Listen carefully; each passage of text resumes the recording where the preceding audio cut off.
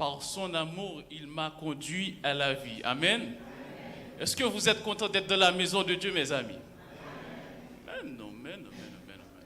Nous sommes, où ça, chers frères et sœurs? Dans la maison de Dieu. Est-ce que vous êtes content d'être dans la maison de Dieu? Moi, je suis content d'être dans la maison de Dieu parce que dans la maison de Dieu, il y a quoi? La joie, la paix, l'amour que ce monde ne peut nous donner. Donc moi, comme le psalmiste David l'a si bien dit dans le psaume 122, je suis heureux lorsqu'on me dit « Allons dans la maison de Dieu ». Je suis heureux d'être avec vous pour partager la bonne nouvelle. Vous savez, souvent on dit la vérité n'est pas bonne à dire. Toute vérité n'est pas bonne à dire. Mais moi, j'aime cette vérité, la parole de Dieu. Parce que cette vérité me blesse, mais cette vérité me guérit. Amen. Cette vérité me casse en deux. Cette vérité me recolle, mes amis. J'aime la parole de Dieu. Et c'est pourquoi j'aimerais inviter nos jeunes à passer du temps dans cette parole. Cette parole m'a transformé. Cette bonne nouvelle m'a changé. Et cette bonne nouvelle, elle peut vous transformer. Elle peut vous changer si vous mettez en pratique cette bonne nouvelle. Vous savez, peut-être je vais dire des choses qui vont peut-être blesser certaines personnes. N'oubliez pas que cette bonne nouvelle peut vous guérir. Amen. Donc mes amis, si toutefois, je dis certaines choses qui vous blessent, la parole de Dieu est là pour vous, quoi, guérir. Donc, je suis heureux parce que nous servons un Dieu merveilleux. Je suis heureux parce que nous servons un Dieu grand. C'est par sa grâce que nous sommes ici présents et je loue Dieu pour sa grâce dans ma vie.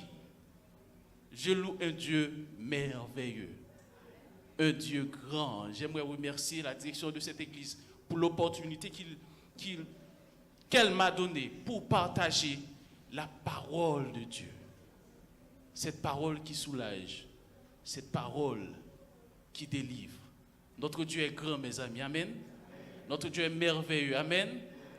J'aime ce chant qui dit combien Dieu est grand, chantons-le combien. Et si Dieu est grand, si vous êtes convaincus que Dieu est grand, mes amis, j'aimerais vous inviter à vous lever et nous allons chanter ce chant avec force, avec puissance, parce que nous servons un Dieu merveilleux. Combien Dieu est grand.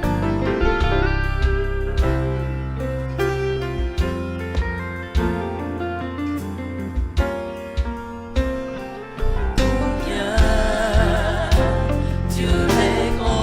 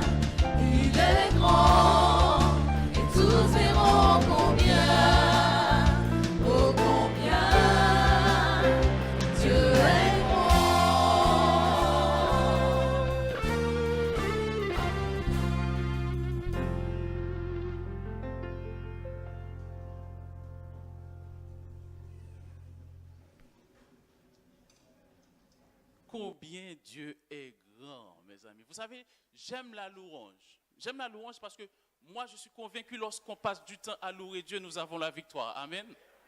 Donc, mes amis, quand vous êtes chez vous, passez du temps à louer, à danser, à sauter, parce que nous servons un Dieu grand, merveilleux. J'aimerais inviter un jeune de nous lire 1 Jean 2, verset 1 à 6. 1 Jean 2, verset 1 à 6. 1 Jean 2, verset 1 à 6. Mes petits enfants, je vous écris ces choses afin que vous ne péchiez point. Si quelqu'un a péché, nous avons un avocat auprès du Père, Jésus-Christ le juste. Il est lui-même une victime expiatoire de nos péchés, non seulement pour les nôtres, mais aussi pour ceux du monde entier. Si nous gardons ses commandements, par là nous savons que nous l'avons connu. Celui qui dit « je l'ai connu » et qui ne garde pas ses commandements est un menteur, et la vérité n'est point en lui. Mais celui qui garde sa parole, l'amour de Dieu est véritablement parfait en lui. Par là, nous savons que nous sommes en lui. Celui qui dit qu'il demeure en lui doit marcher aussi comme il a marché lui-même. Amen. Immortel roi des cieux, nous t'en supplions. Nous t'en supplions ce matin de nous remplir de ton Esprit Saint. Peut-être à ce que ton peuple puisse être édifié. Ton peuple puisse être transformé. Et qu'à la fin de ce moment, qu'on puisse dire, Dieu nous a visités. Il nous a touchés. Seigneur, fais-le encore une fois. Délivre-nous. Fais-nous ressentir ta présence et à accepter ta parole et à mettre en pratique cette bonne nouvelle qui apporte la joie et le bonheur. Amen. Mes amis, en étudiant ce passage de la Bible, je me suis rappelé de la relation que Jean avait avec Jésus-Christ. Il faisait partie de son cercle intime et il était l'un des 3 plus proches personnes de Jésus. Je suis convaincu que Jésus n'aimait pas ces 3 personnes plus que les autres. Mais il avait le privilège de faire l'expérience d'événements et d'activités que les autres avaient manqué. Mes amis, Jean était très proche du Seigneur. En le suivant, il a été témoin des nombreux miracles que Jésus a accomplis. Il a vu suffisamment de preuves qui ont prouvé que Jésus était le Christ, le Rédempteur. Il a été témoin du tombeau vide. Il a parlé avec le Seigneur après sa résurrection et il était présent lorsque Jésus est monté vers son Père. Jean était absolument, chers frères et sœurs, convaincu que Jésus était le sauveur de l'humanité. Amen. Il connaissait les avantages d'une telle relation et il souhaitait que l'Église en fasse l'expérience. Et le titre de notre réflexion, ce sera affiché, est « Victoire ». Victoire. Je pense que vous voulez avoir la victoire aujourd'hui. Amen, mes amis. Moi, je veux avoir la victoire sur le péché. Moi, je veux avoir la victoire sur ce corps qui me pousse à faire des choses contraires à la parole de Dieu. Victoire. Cet épître a été écrit à l'église de l'époque de Jean. Mais c'est également pour nous aujourd'hui, cette bonne nouvelle. Au verset 1er et 2, nous sentons l'inquiétude et la compassion de Jean pour l'Église. Il les aborde comme des petits-enfants, mes petits-enfants. Comme ceux qui ont besoin d'instruction et de conseils, il fait appel à l'Église dans les premiers versets. Remarquons, il dit au verset 1er, « Mes petits enfants, je vous écris quoi? Ces choses, afin que vous ne péchiez pas. » Point. Cela semble très élémentaire, bien sûr. Mais cela révèle la véritable désir de Jean pour l'Église. Il désirait, mes amis, qu'ils vivent une vie sans péché. Il leur avait écrit dans l'espoir de donner des conseils nécessaires pour avoir une vie victorieuse en Jésus. En Jésus, j'ai la victoire. En Jésus, mes amis, nous avons la victoire. Il désirait qu'ils vivent une vie sans péché.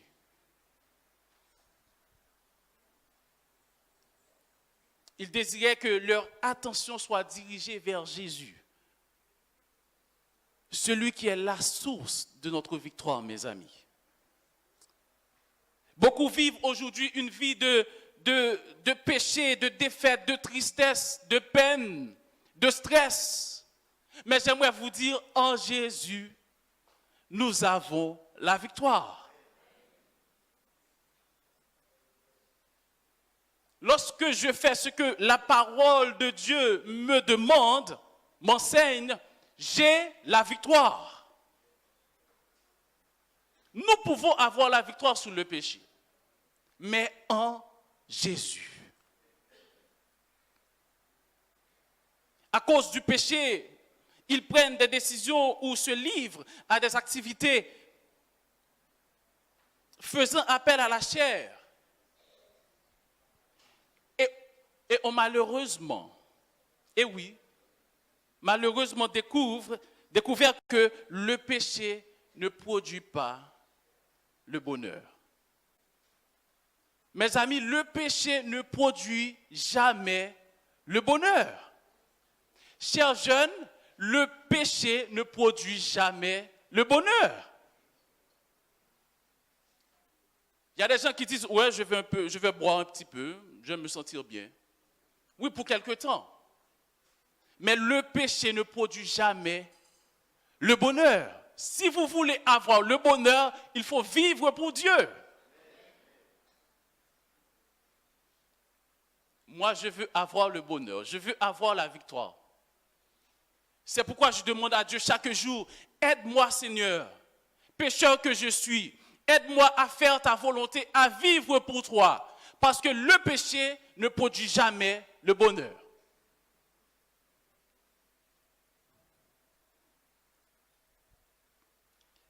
En Jésus, nous avons la victoire. Dites à la personne qui est à côté de vous, en Jésus, nous avons la victoire.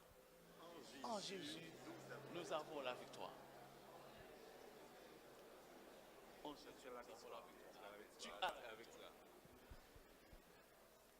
Oh oui, mes amis. En Jésus, j'ai la victoire. Satan peut faire ce qu'il veut, mais dès que Jésus habite dans mon cœur, il ne peut rien me faire. Parce que en Jésus, j'ai la victoire.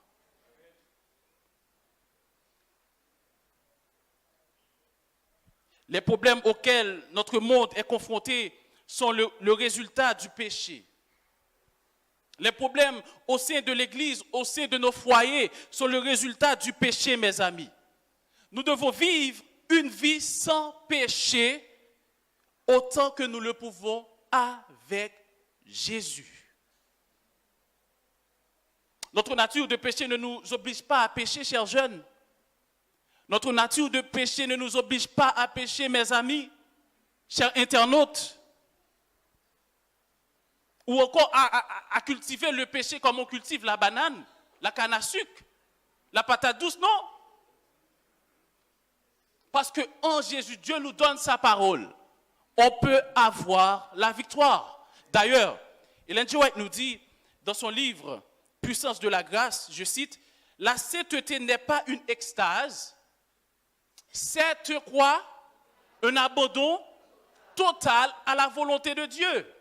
C'est vivre chaque parole qui sort de sa bouche, accomplir sa volonté, se réfugier en lui dans l'épreuve, dans les ténèbres, aussi bien que dans la lumière. C'est marcher par la foi et non par la vue. S'attendre à Dieu en toute confiance et se reposer sur son amour. La sainteté, chers jeunes, n'est pas une extase. C'est un abandon total à la parole de Dieu. Un abandon total à la parole de Dieu. Jean continue en nous disant, et si quelqu'un pêche, nous avons quoi? Un avocat auprès du Père, Jésus-Christ, le juste. Je dis Alléluia. Jean désirait qu'il s'élève au-dessus du péché, mais il connaissait aussi la réalité de la vie dans la chair. Il savait que notre corps est enclin à pécher. Il savait qu'il y avait une bataille entre le corps et l'esprit. Il savait que le croyant peut commettre des péchés. Certainement, c'était simplement un fait de la vie, mes amis. Je n'encouragerai jamais le péché. Et nous ne pouvons pas aussi tolérer le péché au sein de nos églises. Nous devons dénoncer le péché si on veut aller au ciel, si on veut remporter la victoire. Nous ne pouvons pas accepter le péché au sein de nos églises, mes amis.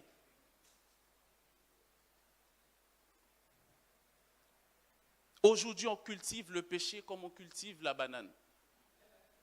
Mais Jésus nous dit qu'on peut avoir la victoire. C'est pourquoi il a donné sa vie pour nous, mes amis. Ce matin, la sœur nous a dit que, la Bible nous a dit que Jésus a la clé de la mort. Donc si nous sommes en Jésus, on peut avoir la victoire. La victoire est assurée, mes amis. Et si quelqu'un pêche, nous avons un avocat auprès du Père, Jésus-Christ, le juste. Parfois, je rencontre des gens qui croient honnêtement que nous pourrions obtenir la perfection dans cette vie par nos propres forces. Si cela était vrai, pourquoi Dieu aurait-il envoyé son Fils, Jésus, mourir pour nos péchés? Si cela était vrai ou possible, je suis convaincu que Dieu aurait demandé que nous l'accomplissions par nous-mêmes. Paul nous dit dans Romains 3, verset 23, « Tous ont péché et sont privés de la gloire de Dieu. » Tous ont péché. Pas les catholiques ont péché et ont privé de la gloire de Dieu. Pas les pentecôtistes ont péché et ont privé de la gloire de Dieu. Pas les adventistes ont péché et ont privé de la gloire de Dieu. Mais tous ont péché. Pas les pasteurs, pas les membres d'église. Mais tous ont péché. Nous sommes tous des pécheurs. Et nous avons besoin de la grâce de Dieu. Nous sommes tous des pécheurs. Et c'est pourquoi quand un jeune tombe, nous ne devons pas nous moquer de ce jeune. Mais nous devons prier, donner plus d'amour encore une fois à ce jeune, à cette personne qui est tombée dans le péché. Parce que nous sommes tous des pécheurs et nous ne sommes pas meilleurs que qui que ce soit. Nous avons tous besoin de la grâce de Dieu dans nos vies. Tous ont péché et sont privés de la gloire de Dieu. Si quelqu'un pêche, nous avons un avocat auprès du Père, Jésus-Christ, le juste. Jean déclare que nous avons un avocat auprès du Père qui est notre rançon pour nos péchés. Nous n'avons pas à vivre de la culpabilité. à cause du péché. Non. Jésus est notre avocat. Je ne sais pas pour vous, mais Jésus est mon avocat. Et ce qui est beau dans tout ça, je n'ai rien à payer. Je n'ai rien à payer. C'est gratuit. C'est gratuit, mes amis. C'est gratuit, mes chers frères et sœurs. On n'a rien à payer. C'est dommage de voir aujourd'hui, il y a beaucoup de congrégations qui font de l'argent sur nous. Il y a des gens qui paient pour réserver leur place. Alors que Jean 14 nous dit que Jésus est allé préparer une place pour nous. C'est gratuit. Pourquoi je dois payer? Et c'est pourquoi nous devons accepter cette bonne nouvelle qui est la parole de Dieu. Parce que la bonne nouvelle nous ouvre les yeux.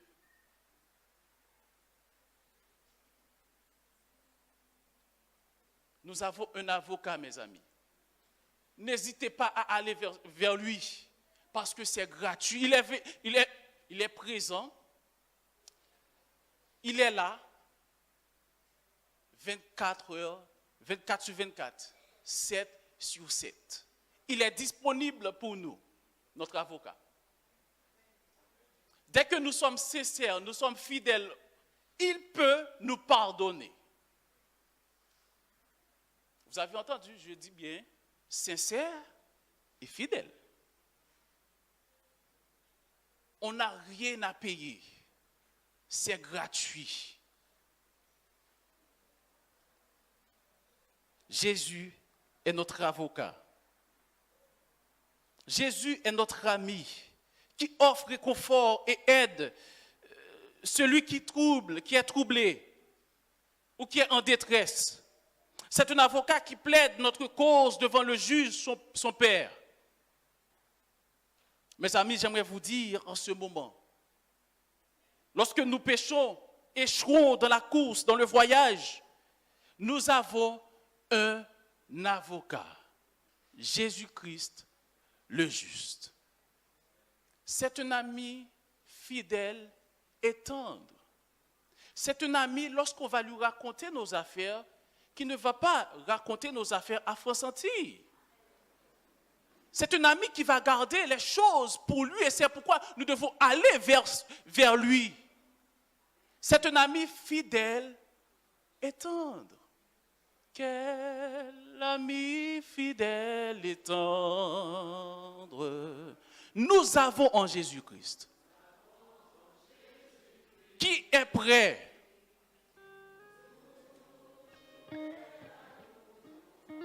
quand nous sommes en souci, mes amis? Quel ami fidèle et tendre, chers jeunes, nous avons en Jésus-Christ. Disons-lui toutes nos peines, toutes nos douleurs. Notre avocat est présent.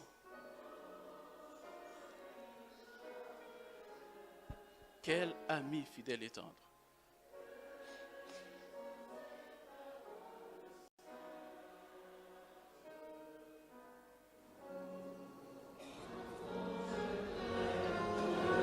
Oh Jésus, mes amis, nous avons la victoire.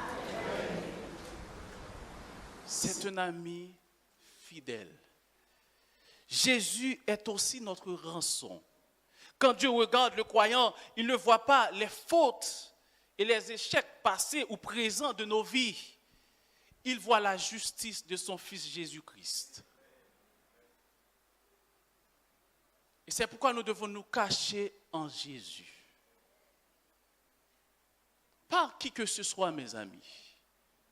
En Jésus. 1 Pierre 2, verset 24 nous dit, lui qui a porté lui-même nos péchés en son corps sur le bois, afin que mort au péché, nous vivions pour la justice. Lui par les meurtrissures, duquel vous avez été guéris.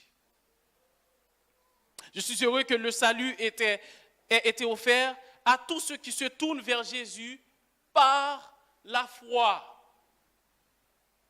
Par la foi. Je n'ai rien à payer. Nous avons le salut par la foi, pas par euro, par la foi, mes amis. On n'a rien à payer. Nous avons le salut. Je n'ai pas à aller vers le pasteur pour dire au pasteur, pour lui raconter mes affaires, afin que je puisse être pardonné. Non. Je n'ai pas à aller vers le prêtre pour lui demander pardon pour mes fautes, pour mes péchés. Je n'ai pas à prier Marie. Par la foi, j'ai pris à Jésus, celui qui n'a pas péché, qui n'a pas connu le péché, il peut me pardonner. Amen. Il peut me transformer. Parce que le prêtre, le pasteur, ce sont tous des pécheurs. Ils ont besoin aussi de la grâce de Dieu. Donc je ne peux pas aller vers un être humain pour lui demander pardon pour mes fautes, pour mes péchés. Non. Et c'est pourquoi nous avons besoin de la parole de Dieu, mes amis. Cette bonne nouvelle qui nous éclaire vers qui il faut aller pour avoir la victoire. Nous avons le salut par la foi. Par la foi en Jésus, notre avocat, notre ami. Jean continue au verset 3 et 4, nous dit, Jean aborde également l'obéissance ou l'engagement des croyants. Notre relation avec le Seigneur ou son absence sera évidente dans nos vies. Au verset 3, il dit, si nous gardons ses commandements, par là nous savons que nous l'avons connu. Si nous faisons quoi? Observer, garder ses commandements. C'est un attribut qui va se révéler. Cela sera évident dans la vie des croyants. Nous serons connus en vivant dans l'obéissance à la parole de Dieu, pas à une organisation, pas à une église, mais à la parole de Dieu.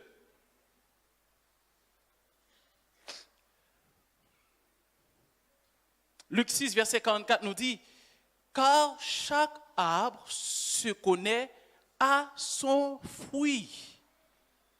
On ne cueille pas de figues sur des épines et l'on ne vendange pas des raisins sur des ronces. J'étais l'un de ceux qui ont lutté avec la sécurité pendant plusieurs années. Je n'ai pas une vie parfaite, je suis un pécheur. Mais en Jésus, j'ai la victoire. Et c'est pourquoi nous devons avoir cette relation intime avec Dieu, mes amis. Parce que nous avons cette nature qui nous pousse à pécher, à cultiver le péché. Nous devons cultiver notre relation intime avec Dieu chaque jour pour remporter la victoire sur ce corps, pour remporter la victoire sur notre nature. Nous devons avoir une relation intime avec Dieu, chers jeunes. Celui qui dit « je l'ai connu » et qui ne garde pas ses commandements est un menteur. Et la vérité n'est point en lui. Je ne veux pas qu'on me traite de menteur, mes amis. Est un menteur. Aujourd'hui, beaucoup prétendent être un enfant de Dieu, mais leur vie révèle du n'importe quoi. Je vous avais dit, je vais dire la vérité.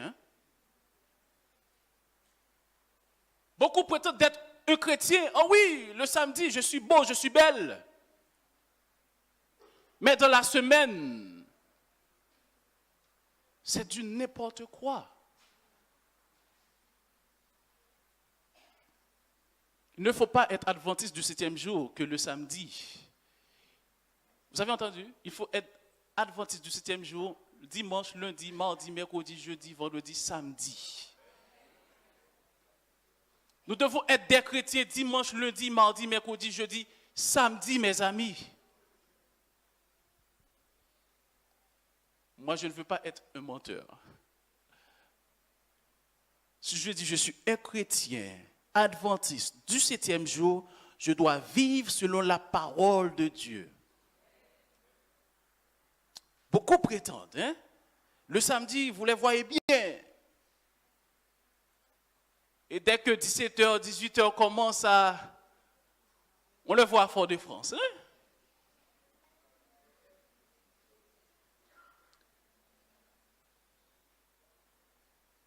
Je ne veux pas être un menteur. C'est la Bible qui le dit. Si celui qui dit je l'ai connu et qui ne garde pas ses commandements, c'est la Bible qui le dit, mais ce n'est pas moi qui dis que la personne est un menteur. Hein? La Bible dit est un menteur et la vérité n'est point en lui. Notre allégeance au Seigneur sera révélée beaucoup plus par notre marche et nos actions que par les mots que nous prononçons.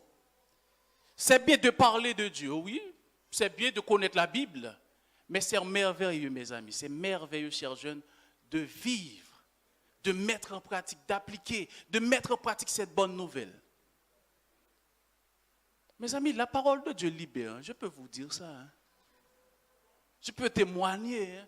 La parole de Dieu libère. Vous savez, j'aimais le rap, hein? J'aimais reggae, j'aimais Buju Banton. J'aimais Rihanna, oui, j'aimais. Mais mes amis, quand j'ai compris j'étais adventiste du 7e jour, hein? Je suis né adventiste du 7e jour, hein, mes amis. J'aimais ces choses. Mais quand je commence à lire la parole de Dieu, maintenant, à chaque fois que j'entends ces choses, ça m'irrite, j'ai envie de vomir. Lorsqu'on connaît la parole de Dieu, lorsqu'on met la parole de Dieu en pratique, on va haïr le péché. Parce que la parole de Dieu nous révèle l'état de ce monde, l'état du péché, ce que le péché peut faire dans notre vie. Le péché peut nous briser, mes amis. Et vous pouvez le voir, hein, sur la route. Hein. Des gens que le péché a brisé.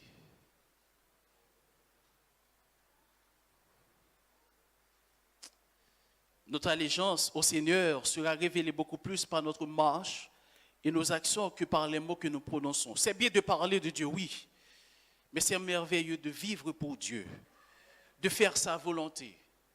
Et beaucoup de personnes n'acceptent pas la parole de Dieu aujourd'hui parce qu'ils disent que, ah ouais, ces gens-là prêchent la parole, mais ils ne vivent pas cette bonne nouvelle. Dieu nous appelle aujourd'hui à vivre cette bonne nouvelle, à mettre en pratique cette bonne nouvelle. À cesser de lire, c'est bien de lire, mais maintenant là, c'est l'heure de mettre en pratique.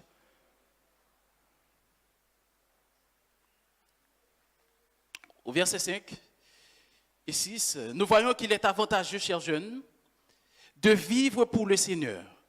Oh oui, chers jeunes, il est avantageux de vivre pour le Seigneur. C'est vrai, ce ne sera pas facile. Parce que lorsqu'on accepte Dieu dans notre vie, on déclare la guerre à l'ennemi. Mais la parole de Dieu nous dit qu'on a déjà la victoire. Donc ce qu'il faut faire, c'est de vivre par la foi, d'accepter cette parole, de vivre par la foi, tout simplement. Et ce qui est beau dans tout ça, Dieu ne va jamais nous laisser seuls, il sera avec nous tous les jours jusqu'à la fin du monde pour nous guider dans ce combat. Quel Dieu merveilleux que nous servons, mes amis. Il nous dit ce qu'il faut faire, mais il nous aide à l'accomplir, mes amis. En Jésus, j'ai la victoire. Mais celui qui garde sa parole, l'amour de Dieu est véritablement parfait en lui. Par là, nous savons que nous sommes en lui. Si nous marchons avec le Seigneur, vivons selon sa parole. Nous serons des êtres heureux sur cette terre de misère, de péché, mes amis. Je vous invite à accepter Jésus, cette bonne nouvelle dans votre vie. Celui qui dit qu'il demeure en lui doit marcher aussi comme il a marché. C'est dommage de voir aujourd'hui des gens qui marchent, un pied dedans, un pied à l'extérieur. Mais j'étais en train de réfléchir, mais je dis c'est difficile de marcher les jambes écartées. N'est-ce pas vrai, Charles? C'est difficile. Bon, je vais essayer de voir si je peux marcher. Est-ce que je peux marcher? Attends. Qui peut m'aider? Donc je vais voir. Non, c'est difficile de marcher comme ça, mes amis. On perd l'équilibre. Viens. Est-ce que tu peux marcher les jambes écartées? Allez-y. Yeah. Aïe, oh. Ok, c'est bon. Mes amis, vous voyez, c'est difficile de marcher un pied dedans, un pied à l'extérieur. C'est mieux de vivre pour Dieu. Les deux pieds doivent être en Jésus.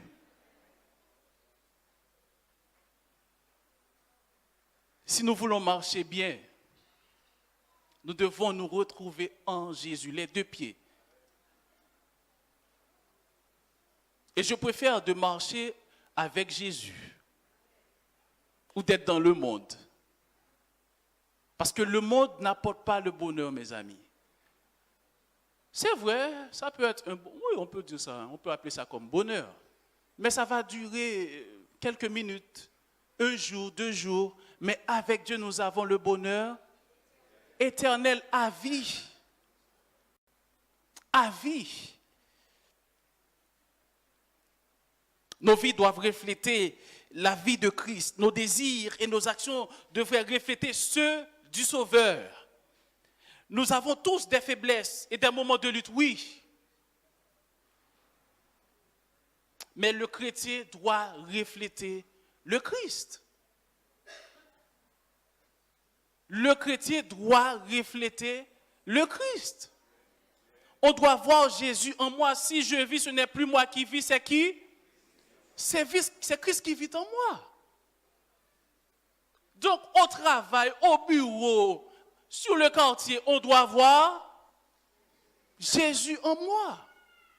À l'université, au lycée, on doit voir Jésus en moi. Parce que si je vis, ce n'est plus moi qui vis. C'est Christ qui vit en moi. Je suis sûr que nous connaissons bien les difficultés auxquelles nous sommes confrontés. Vivre pour le Seigneur n'a jamais été une chose facile, mes amis. C'est vrai. Mais la Bible, la bonne nouvelle, nous donne les ingrédients pour avoir une vie heureuse sur cette terre. En Jésus, nous avons la victoire. Je ne sais pas pour vous, mais moi, je veux avoir la victoire sur le péché. Mes amis, nous avons un avocat auprès du Père. C'est gratuit. Il connaît vos peines, il connaît vos douleurs, il connaît vos souffrances. Et ce que j'aime, il connaît, mais il a la solution. Êtes-vous prêt à avoir la victoire sur le péché aujourd'hui? Êtes-vous prêt à dire, Seigneur, prends ma vie, je veux vivre pour toi? Êtes-vous prêt?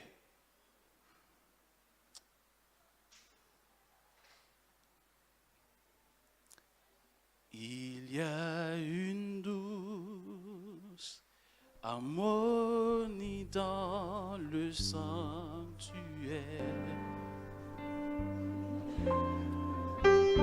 Calme dans cette atmosphère. Je vous invite à vous mettre debout. Les fardeaux dans le sanctuaire.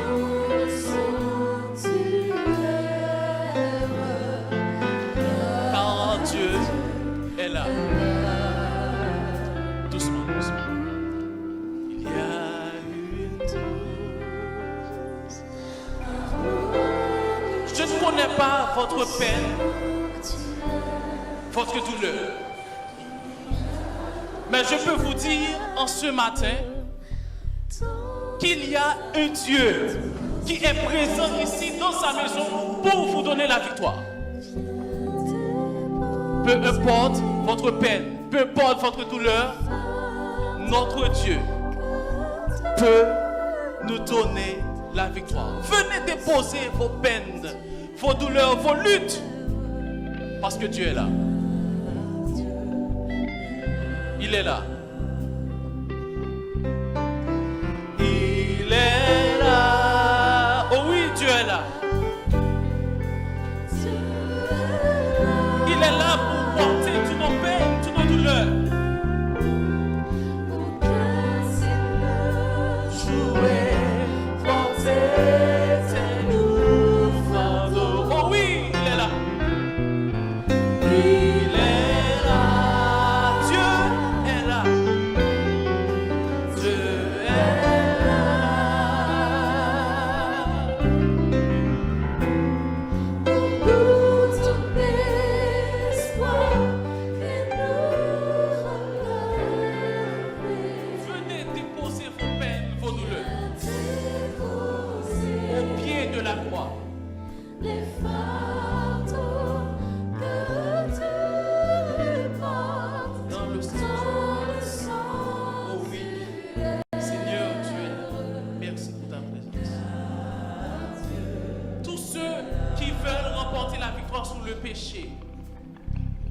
Qui souffrent aujourd'hui, qui veulent dire Seigneur, je veux avoir la victoire.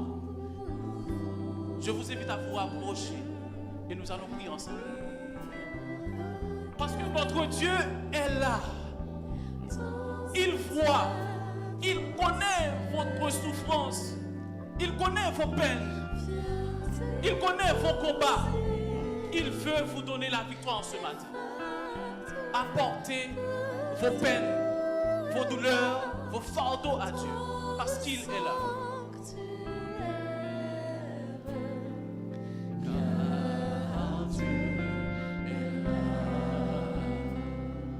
S'il y a quelqu'un qui n'a pas encore donné sa vie à Jésus,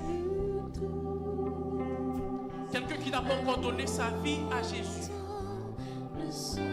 et qui veut en ce matin dire Seigneur, je veux te confier ma vie parce que je sais en toi, j'ai la victoire.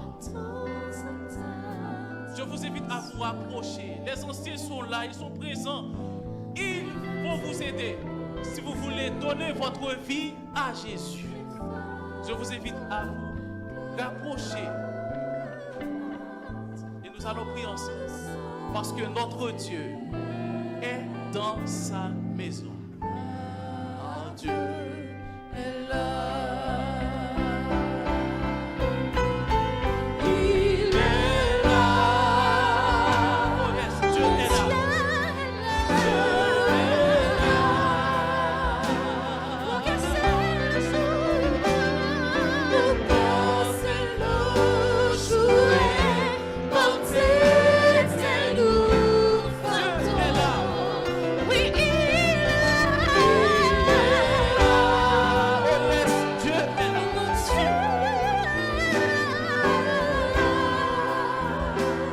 Pour nous donner l'espoir,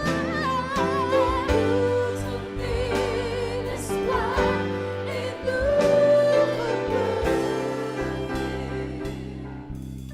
viens déposer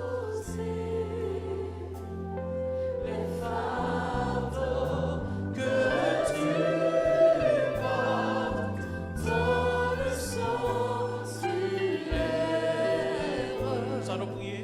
Car Dieu est là.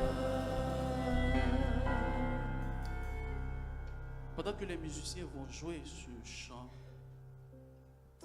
et les chants murmurent ce chant, nous allons prier Dieu. Parce que nous savons que notre Dieu est présent. Il voit, mes amis. Il voit votre lutte de chaque jour. Et il est prêt à vous donner la victoire ce matin.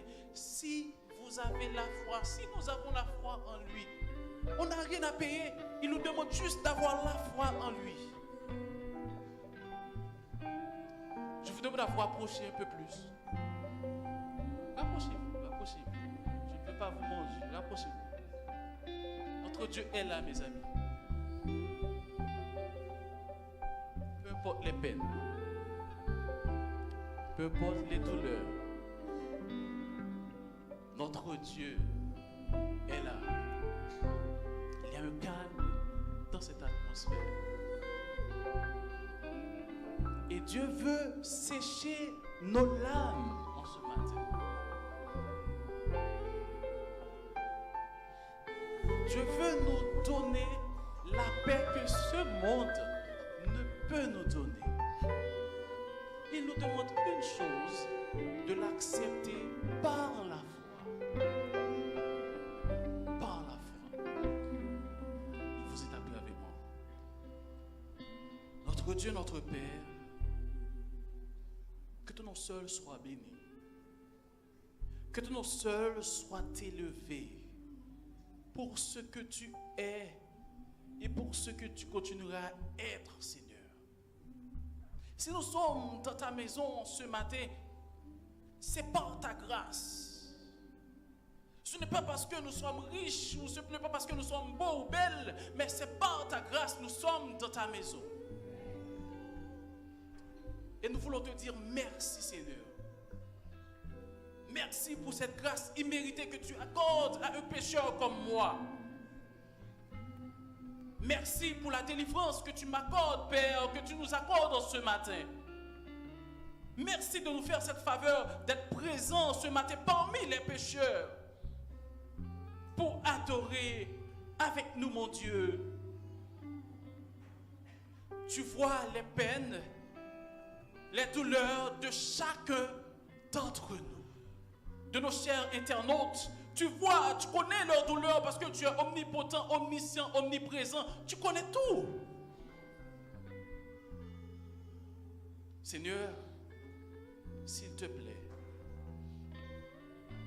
donne-nous la victoire en ce matin.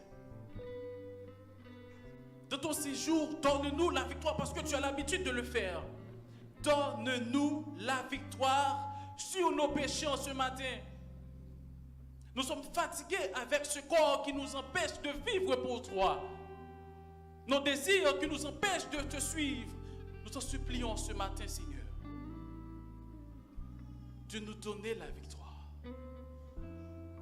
Nous avons besoin de la victoire. Il y a peut-être quelqu'un ce matin qui est malade. Qui est malade physiquement, qui a besoin de la guérison. Par la foi, cette personne s'approche de toi parce que elle sait que tu peux lui donner la victoire.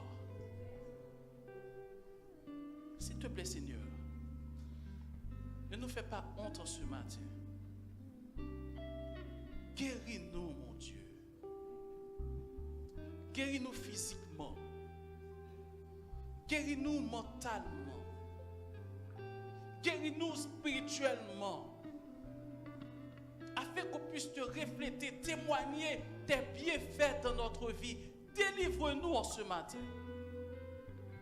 Nos frères et sœurs sont malades, pas mal sont malades, sont chez eux. Je les dépose entre tes mains en ce matin, papa. S'il te plaît, tu l'as fait dans le passé. Je réclame ta promesse en ce matin de guérir, de délivrer nos frères et sœurs qui sont malades, physiques, spirituellement. Je les dépose entre tes mains. Oh, merci Seigneur pour la délivrance.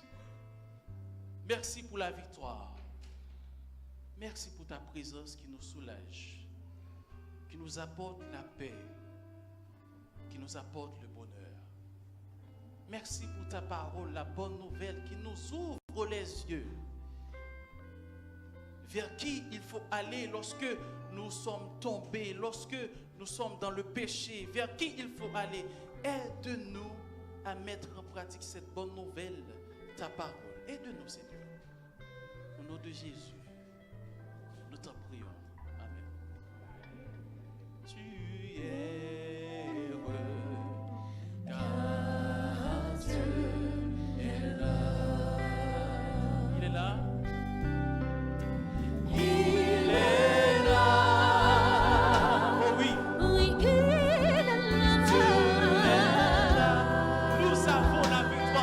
Oui, Dieu